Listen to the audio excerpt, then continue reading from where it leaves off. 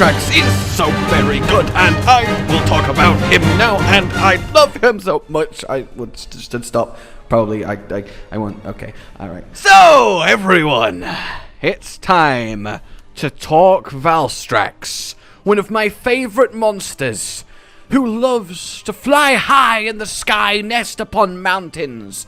Mountains like the ones found in the Shrine Ruins, guarded by Remobra, which imply an Elder Dragon has been there.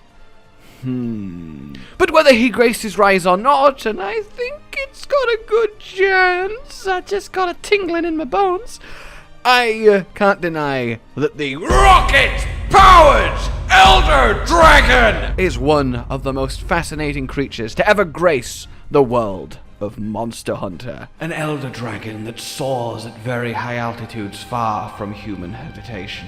Its flaming red wings are often the only visible sign of it, giving rise to its nickname, the Argent Comet. Those wings aren't just for flying, though, and are easily used to stab, rend, and blow its enemies away. Occasionally one can find the scorched shells it has left behind. Valstrax, silver wing of the evil star, scales gleaming, shimmering in the sunlight, an omen above, caressing the horizon as crimson flame passes out of sight. A calm creature by nature, but fierce when angered. The Valstrax spends its days soaring lofty above mere mortal ideals, caring not for the troubles and tribulations of those bound to the ground below. It is proud, it is majestic, it is powerful, and it is one of the most potent weapons in Mother Nature's arsenal. So Valstrax then, he is the Sky Comet Dragon, he is the flagship of Generations Ultimate, and he is the owner of an absolutely heroic theme.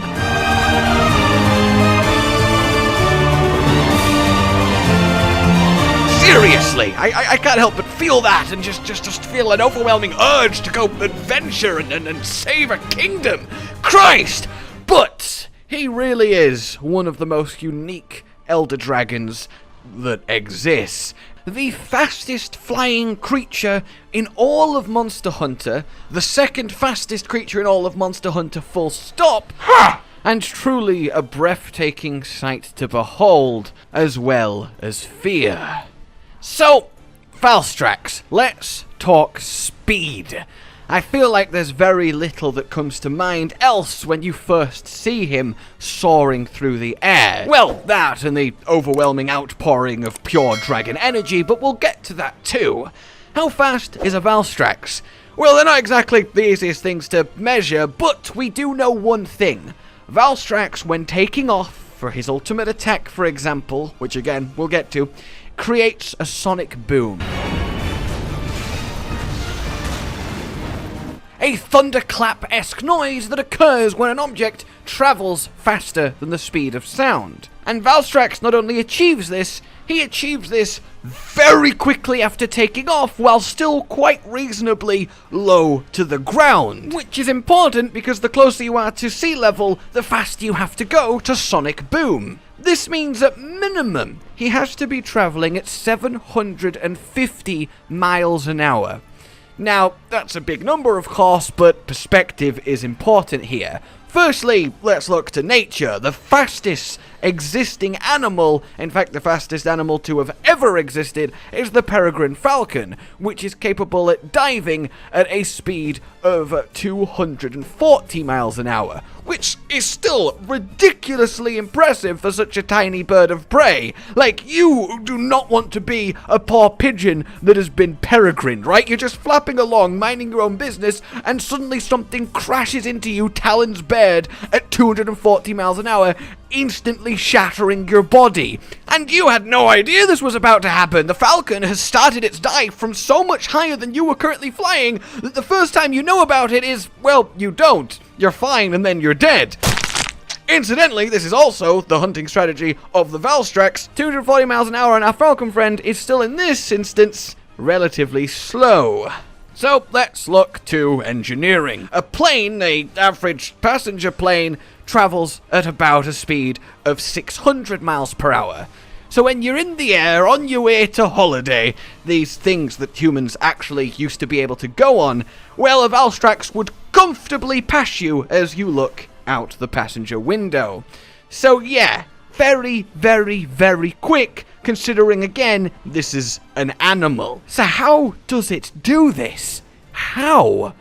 Well, through the mystical powers of the dragon element, and a little bit of ingenuity borrowed from our own jet engines. Jet engines, by the way, which have been significantly improved by adapting the method with which a peregrine falcon doesn't explode its lungs from the force of air entering it during its ridiculously fast dives.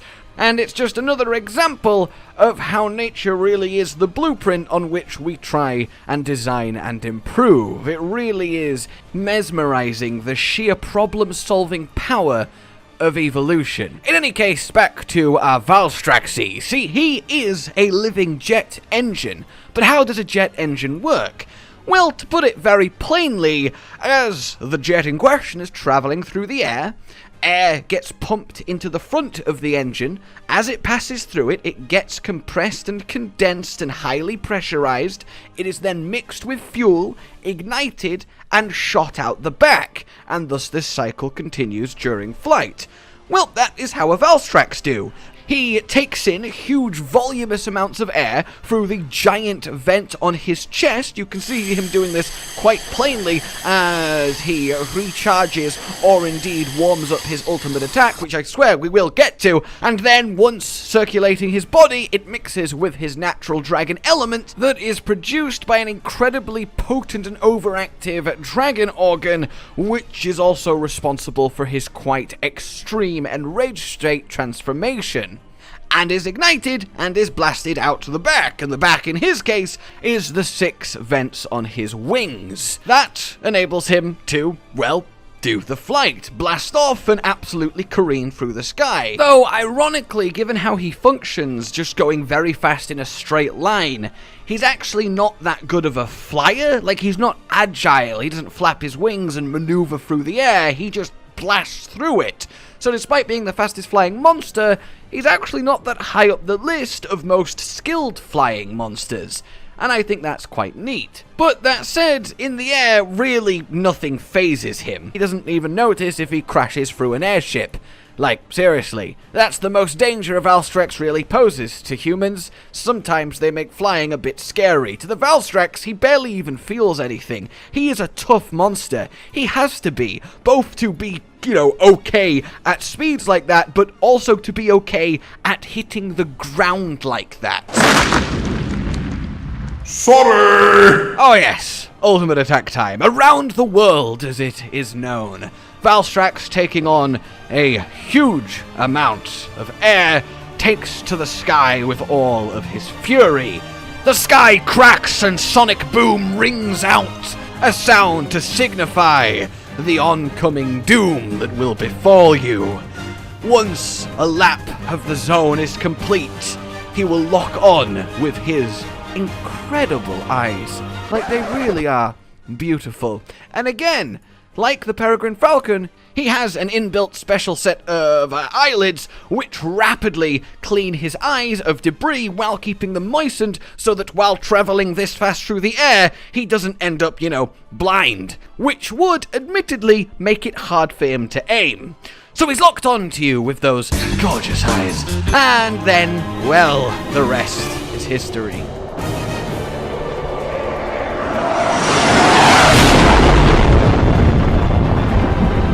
Again, I want to reiterate that this Valstrax has just crashed his body into the ground in a hail of dragon explosion awesome at 750 miles an hour. Think about what that says on how tough this dragon's, well, entire existence is. His scales, his bones, his flesh. He is built for maximum durability and shock absorption, not only to contain his overflowing dragon, but the sheer impact of his existence. So needless to say, killing him is quite the tall order. On top of flying really fast, he obviously is very strong. He has a hawk-like face with a beak and serrated teeth, though his bites are very much minor compared to other monsters in his class. His claws the same. His main form of weaponry, outside of blasting dragon missiles at you and sending great gusts of the energy your way, is to A, go really fast and hit into you but on a smaller scale than around the world, or B, use his wings. See, his wings are incredibly flexible. They can rotate, they can change shape, and they can essentially end you. He can spin them forward and slap the flat of them against the ground, crushing you underneath, or he can aim them in a straight line as a stabbing point impales you past armor, and generally they are a utility army knife toolkit of various different ways to bring a hunter to a grim demise. He is a very, very flexible monster in that regard. When angered, his dragon production, well, gets even more furious. He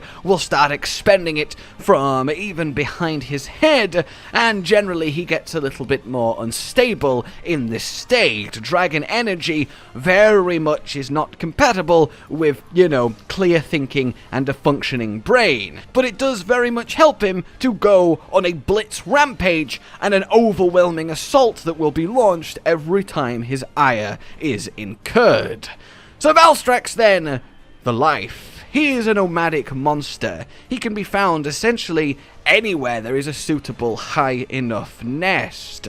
He's never been spotted in volcanoes, but there's nothing to suggest he would not be fine there. He really can be anywhere. Where he is from, well, that's another question entirely. Hell, it could even be the region that Kimura is nestled in.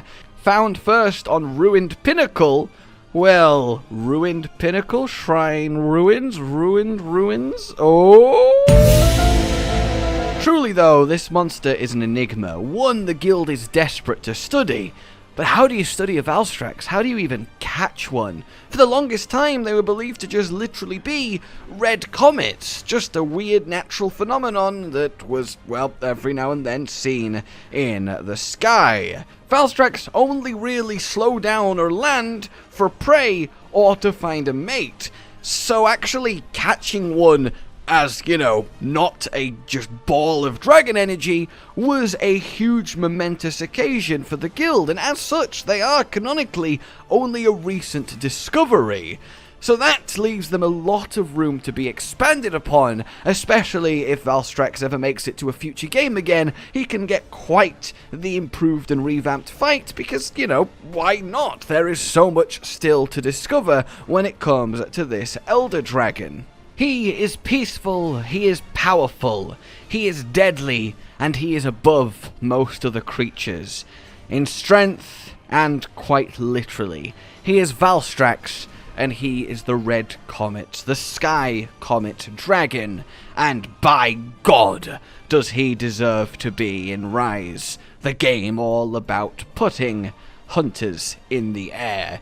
There is just so much potential for it. There really is. Imagining his around the world move in a map where you can't just run to the next zone to try and avoid it, which admittedly, is a fairly common strategy, is really cool. Or the idea of just minding your own business in a zone and suddenly crack the sonic boom, and wow, okay, now there's a Valstrax next to me. When did that happen? Oh my god. It would just be so much fun. Or fighting him atop of the mountain and getting blasted off by a dragon explosion and falling all the way down and have to do the slow climb of shame back up to him. I don't think his fight needs changing that much, despite the fact that it totally could. I just think he would work wonderfully. He has huge, sweeping area attacks that would be so much fun to jump over. He has a fight already that would interact in a really fun, entertaining way with the Wirebug movement system. He is an absolutely much-loved monster.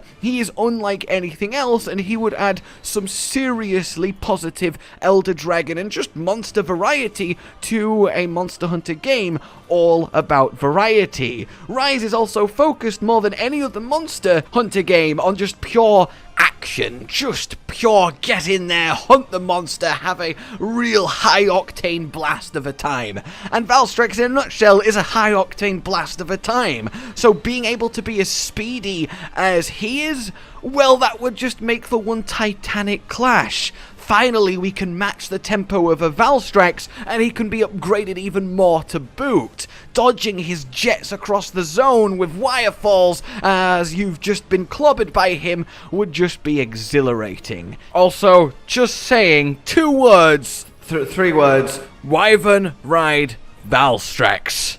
Yeah, speed!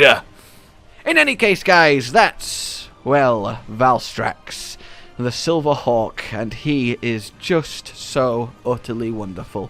Definitely one of my favorite Elder Dragons.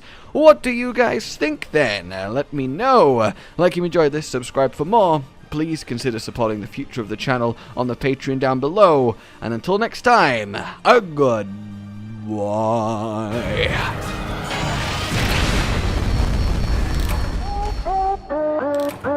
Josh, Cotton, and Hollow with the videos, dropping the humor like a hammer on your tippy toes, bringing entertainment on a daily arrangement to take our insanity and turn it into entertainment. Yes, I said entertainment twice, to reiterate that it is nice to look into your faces on a mostly daily basis when you let us in your homes to make the whole world a stage.